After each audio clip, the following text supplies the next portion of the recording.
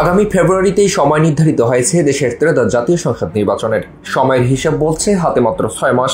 প্রশ্ন উঠছে, কতটা প্রস্তুত দেশের নির্বাচন কমিশন?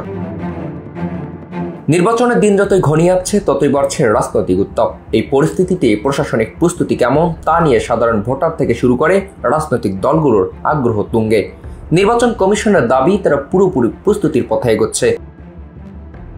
নির্বাচন কমিশন প্রধান বলেছেন, একটি অবাধ ও সুষ্ঠু নির্বাচন আয়োজনের পথে আমাদের সামনে চ্যালেঞ্জ অবশ্যই থাকবে, তবে আমরা সব ধরনের প্রস্তুতি নেব।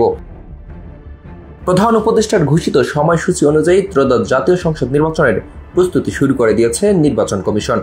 নির্বাচন পর্যন্ত আমাদের প্রস্তুতিতে কোনো বিরতি থাকবে না।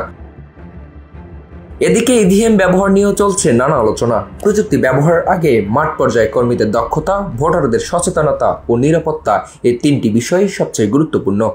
অন্যদিকে রাজনৈতিক দলগুলোর আস্থা ফিরিয়ে আনায় ইসির জন্য অন্যতম বড় চ্যালেঞ্জ। সংলাপের মাধ্যমে ঐক্যমত গড়ে তোলার চেষ্টা এখনও তেমন জোরালোভাবে দৃশ্যমান নয় বলেই মনে করছেন অনেকেই। নির্ধারিত সময়ে নির্বাচন আয়োজনের দৃঢ় অবস্থানে ইসি এমন বার্তা দিলেও মাঠ পর্যায়ে সব ধরনের প্রস্তুতি ও রাজনৈতিক ঐক্যমত গড়াই হতে পারে সুষ্ঠু নির্বাচনের মূল চাবিকাঠি।